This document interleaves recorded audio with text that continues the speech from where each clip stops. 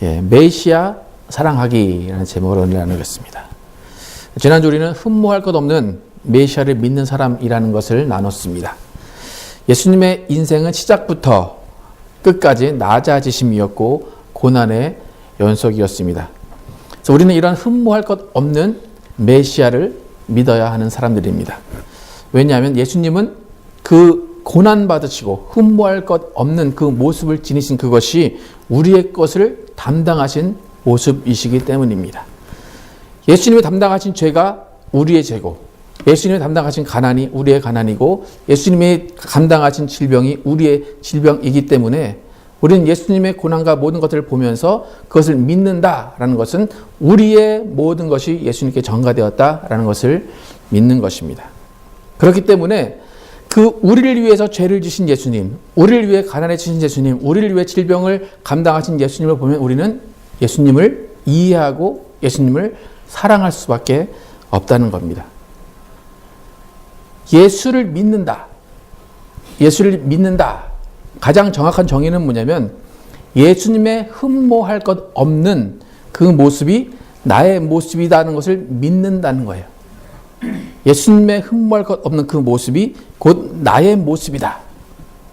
그래서 그 모습, 나의 모습인 그 모습을 예수님께서 담당하셨기 때문에 나는 그것을 예수님이 담당하시고 나는 자유함을 얻는다. 그것을 믿는 것이 예수를 믿는다는 거예요. 만약 우리가 예수님의 그 모습에서 우리의 모습을 발견하지 못한다면 우리는 예수를 믿지 못하는 거예요. 예수를 만난 적이 없는 거예요. 예수님은 우리의 질병과 가난과 죄를 담당하셨어요. 그렇다면 왜 예수님이 그것을 담당하셨을까? 무슨 이유 때문에? 예수님이 뭐가 부족하셔서 무엇을 얻기 위해서 예수님이 무엇 때문에 우리의 죄와 가난과 질병을 담당하셨을까? 그 이유는 단 한 가지예요. 아무 이유 없이 그냥 단 한 가지예요. 우리를 하나님께서 사랑하시기 때문이에요. 다른 이유가 없어요. 하나님이 우리를 사랑하셨고 예수 그리스도도 우리를 사랑하셨기 때문에 예수가 친히 낮아지시고 우리를 위해서 모든 것을 희생하셨다. 그것을 우리는 믿게 됩니다. 예수님이 우리를 사랑하셔서 우리의 죽음이 생명으로 바뀌었고, 예수님이 우리를 사랑하셔서 우리의 가난이 부유함으로 바뀌었고, 예수님이 우리를 사랑하셔서 우리의 질병이 나음을 입었다는 거예요.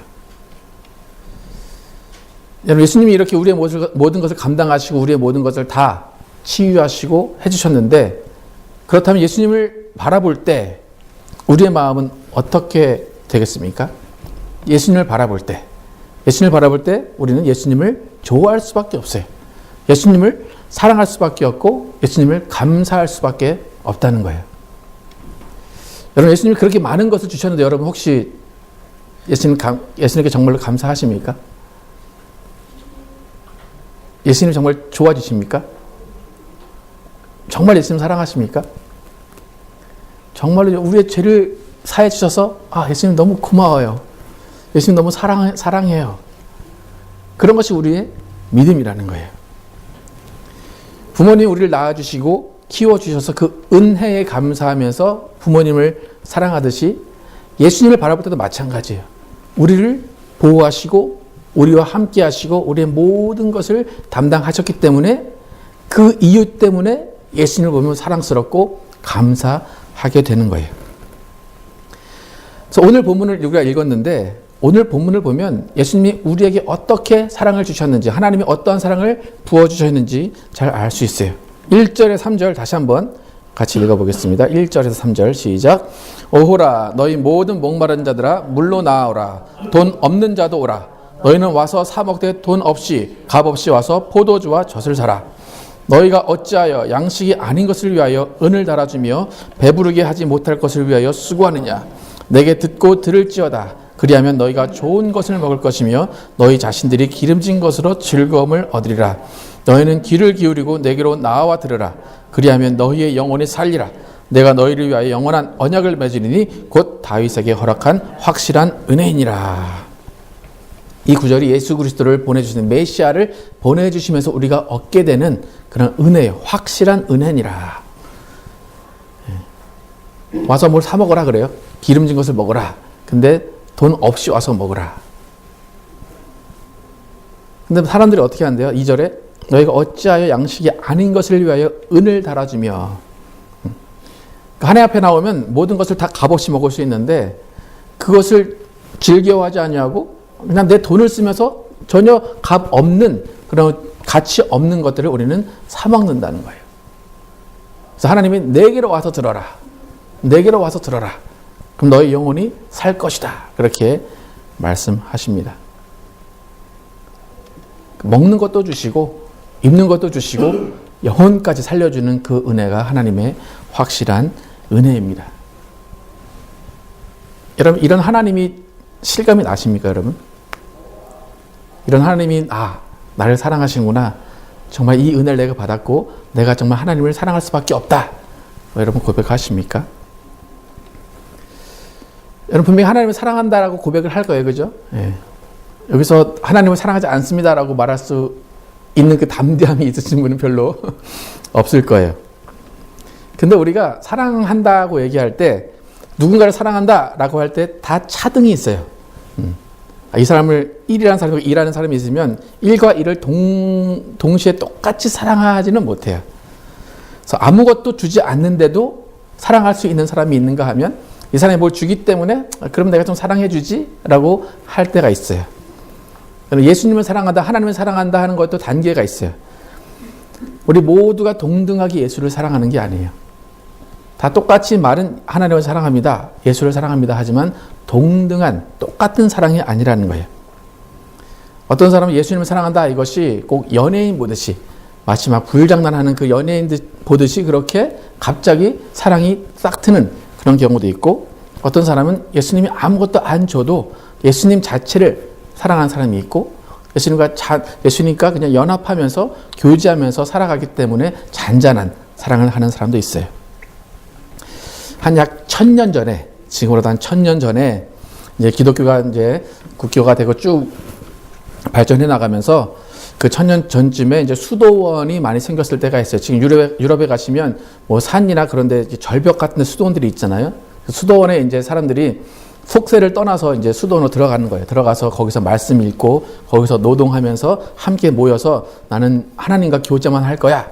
그렇게 살던 사람들이 있어요. 그래서 그때를 신비주의라고 얘기를 하는데, 그 영성을 강조했던 그때 활동했던 베르나르두스라는 사람이 있어요. 베르나르두스. 저도 누군지 확실히 모르는데 그냥 책에서 만난 사람인데, 베르나르두스.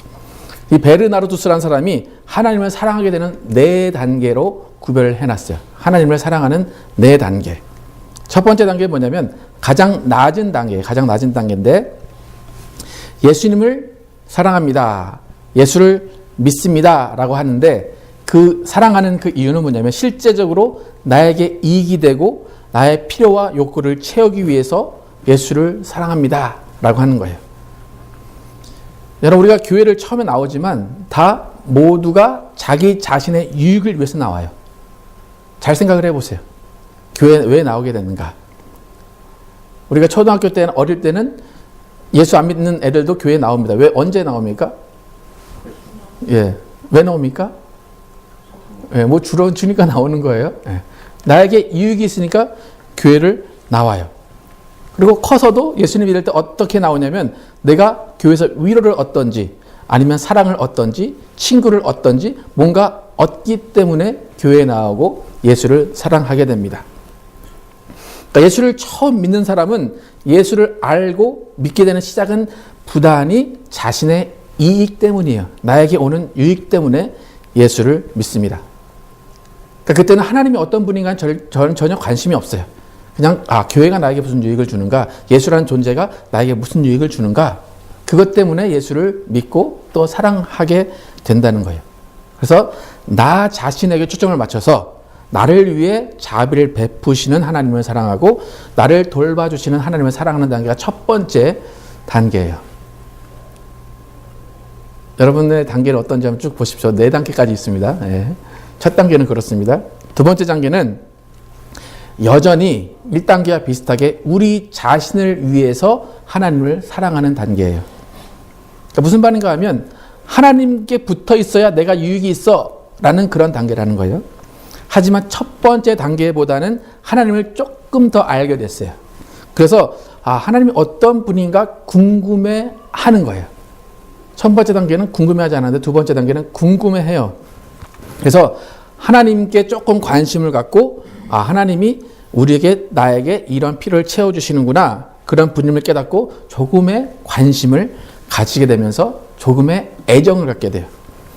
그러니까 한국적으로 해석하자면 누군가 나한테 잘해줘요. 잘해주니까 어떻게 됩니까? 이 사람 뭐지? 이 사람 왜 나한테 잘해주지? 이 사람 궁금해지는데? 라는 단계예요.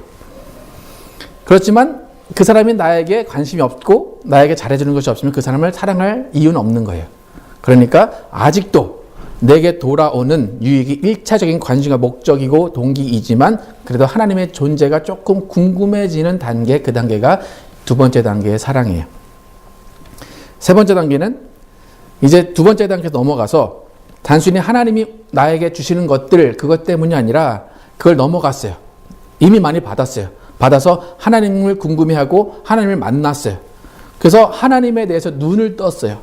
그래서 하나님의 선하심을 알고 그 다음에 하나님을 흠모하기 시작해요. 그래서 하나님이 얼마나 놀라우신지 깨달아 갈 때에 하나님과 친밀함이 느껴지고 그 친밀감이 우리의 필요보다 더 커지는 거예요. 이게 무슨 말인가 하면 친하게 지내는 게 좋은 거예요. 얘가 날 뭘 줘서가 아니라 내가 그 사람과 친하게 지내는 그 관계가 더 좋아 라는 단계라는 거예요. 그래서 이 단계에 가면 뭘 주지 않아도 뭘 주고 싶은 거예요.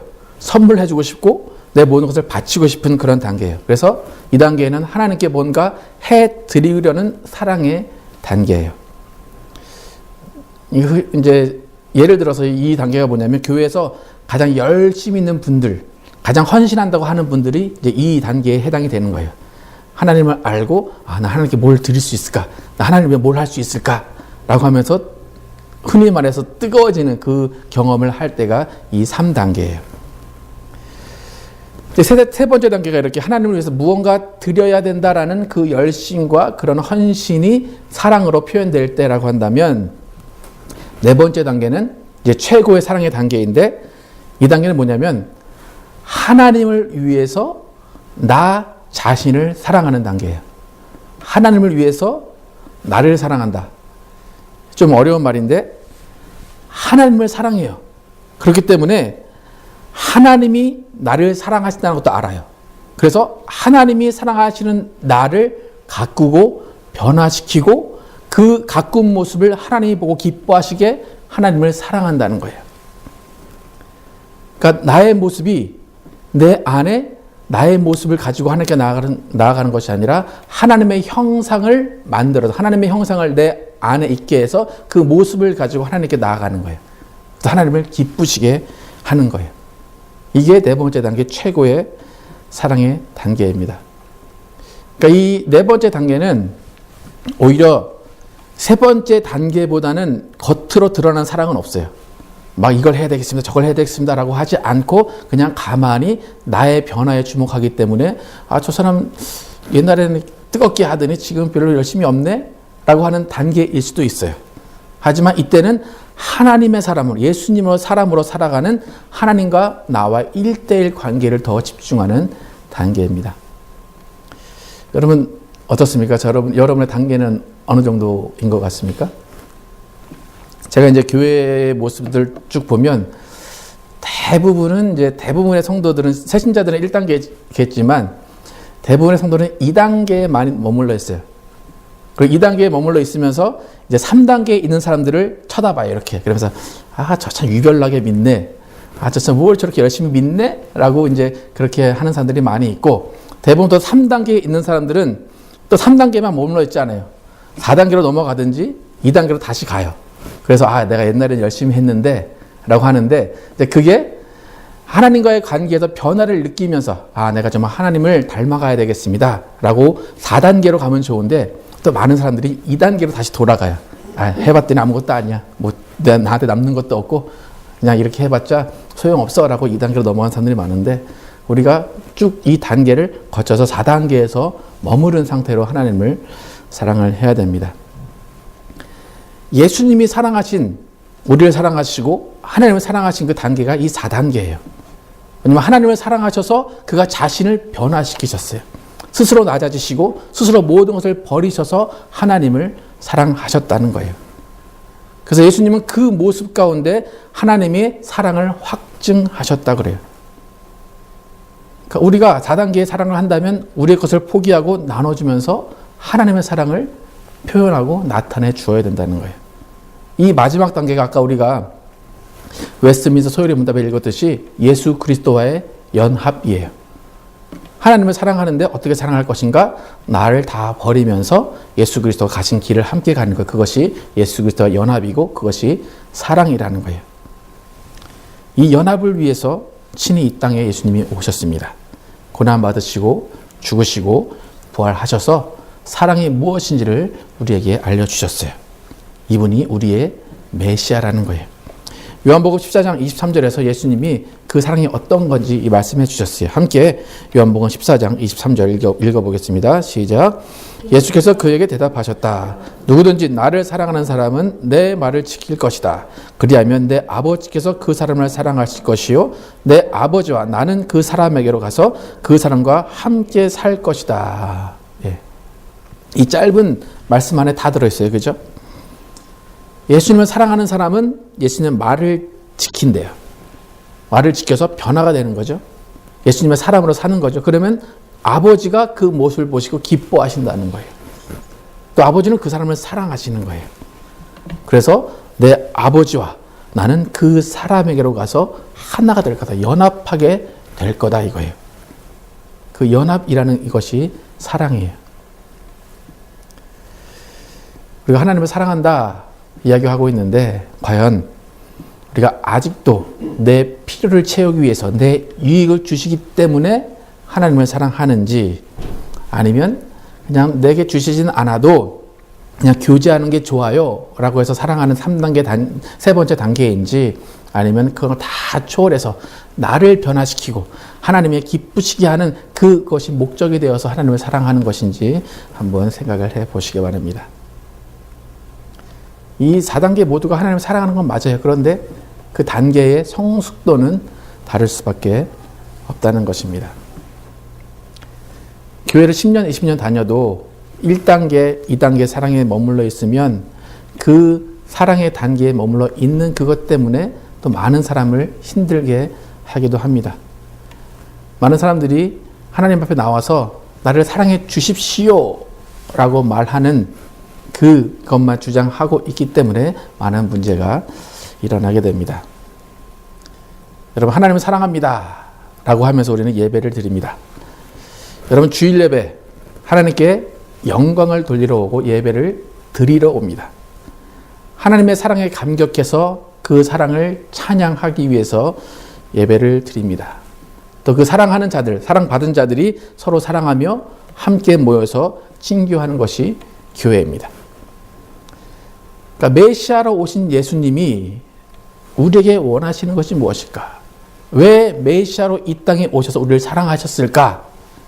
그 이유는 예수님이 그 사랑을 알게 하셔서 너희가 서로 연합해라. 나와 연합하고 너희가 서로 연합해라 라고 하나님께서 예수를 보내주시고 예수가 이 땅에 오셨습니다. 여러분 메시아가 오셔서 우리를 구원해 주셨어요.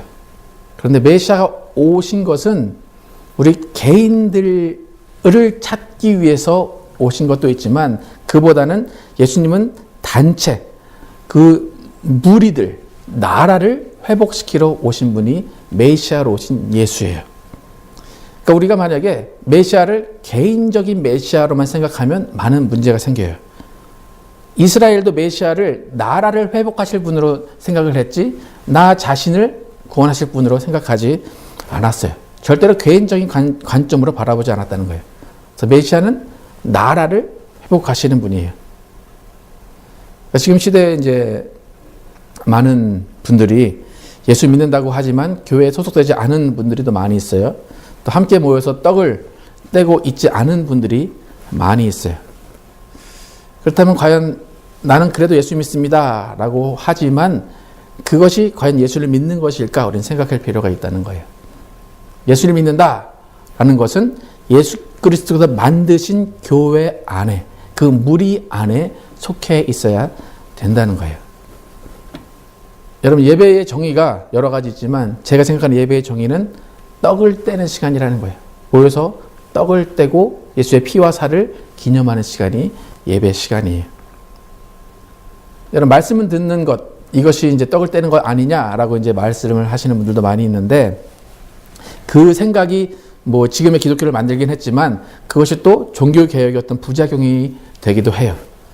예수님은 모여서 우리에게 떡을 떼라, 내 피와 내 살을 기념해라 라고 말씀하셨어요. 그 이유는 예수님이 메시아로 오셔서 개인적인 구원뿐만이 아니라 우리의 무리와 나라를 회복하시기 위해서 오셨기 때문입니다. 그래서 교회의 최종 목적은 뭐냐면 하나님의 형상으로 변화된 사람들, 그 네 번째 단계의 사랑을 하는 사람들이 모여서 그 사랑을 아직 모르는 사람들에게 나가서 그 사랑을 알게 하는 것, 그것이 교회의 존재 목적입니다. 그래서 제가 언젠가 설교할 때 대부분의 나라는 종교라는 것이 가치가 돼서 사람들이 그 종교를 가지고 모이고 그 종교가 도덕적인 것, 윤리적인 것들을 이끌어 간다. 그렇게 말씀을 드렸는데 한국을 대표할 만한 종교가 없다. 이렇게 제가 말씀을 드렸었어요. 근데 이제 며칠 전에 TV를 보다가 유시민 작가가 이제 되게 말을 잘하잖아요. 그리고 그 작가가 이제 말을 하는 걸 들었는데 대부분의 나라는 종교가 이제 가치가 되는데 그때 이제 어떤 프로에서 서울을 이제 구경하는 그런 때가 있었어요. 그래서 서울에 종묘를 갔는데 유시민 작가가 이렇게 얘기해요. 이 시대의 종묘는 과연 무엇일까? 이렇게 얘기해요. 종묘라는 게 조선시대 왕들의 이제 위패를 모셔놓고 그 왕들을 이제 기념하면서 어떤 신적인 존재로 이제 섬기는 그런 것이 종묘였는데 이제 그 신을 모시면서 종교적 또 도덕적 가치관을 하나로 뭉치게 하는 곳이 종묘예요. 하나의 종교 역할을 한 거죠. 그런데 이제 시대가 지나면서 왕도 없어지고 민주주의 국가가 되면서 이 시대를 하나로 이끌어갈 가치를 우리가 모르고 있을 때, 못 찾고 있을 때, 또 그럴 때에 우리가 이제 민주주의를 찾으면서 투쟁을 하고 있을 때에 그 유시민 씨가 말하는데 학생 운동을 도와주던 그 곳 중에 하나가 기독교 회관이었대요. 기독교 회관은 종로 5강가에 있다고 하는데 네모난 건물인데 그 기독교 회관에서 그 학생 운동하는 학생들이 모여서 회의도 하고 뭐 유인물도 만들고 그런데 그곳에 경찰이 못 들어오기 때문에 그 기독교 회관에 있는 그 목사님들이나 그런 일하는 분들이 다 보호해 줬대요. 그래서 그곳에서 이제 쭉 일을 했다고 해요. 그래서 이제 오랜만에 찾아갔는데 그 앉아서 하는 말이 뭐냐면 이곳에 오면 참 마음이 편하다 그런 얘기를 해요. 참 우리에게 잘 해주고 이곳을 통해서 많은 일들이 일어났다라고 그렇게 이야기를 해요. 그러니까 유시민 작가가 뭐 종교가 뭔지는 모르겠어요. 그런데 기독교 회관 가서 마음이 따뜻하다. 여러분 기독교 회관 가보셨는지 모르겠는데 기독교 회관 가면 여러분 마음이 따뜻해질 것 같습니까? 여러분 혹시 절에 가면 마음이 따뜻해지시는 분들이 있습니까? 혹시 카톨릭 그 성당에 가면 마음이 따뜻해지고 평안해지시는 분들이 있습니까? 대부분 종교가 그런 가치를 준다는 거예요. 마음이 평안을 주고 우리가 위로를 얻게 해주는. 그런데 저는 이제 대부분 그런 시위를 할 때 성당에 많이 찾아가잖아요. 그래서 성당에 찾아가면 경찰들이 그 앞을 못 지나가고 하는데 저는 기독교 회관이 그런 역할을 했을 줄은 몰랐어요. 저는 처음 들었어요. 그래가지고 우리 기독교가 그런 역할을 과거에는 했었구나. 그때는 교회가 살아있었구나. 기독교가 살아있었구나. 사회를 이끄는 역할을 교회가 했구나라는 생각을 하게 됐어요. 그러니까 교회가 그 시대는 자기 배 부르지 않고 나라를 걱정하고 공권력에 맞서서 대항하면서 민주주의를 지지했던 그런 곳이 교회였구나 라고 생각하면서 지금의 기독교와 참 많은 비교를 하게 됐습니다. 메시아는 나뿐만 아니라 우리 가족, 우리 친척들, 우리 나라를 위해서 메시아가 오셨다는 거예요. 그래서 나와 나의 가족과 나의 친척들과 나의 교회와 우리 나라가 변하기 위해서는 내가 먼저 변화가 되어야 된다는 거예요.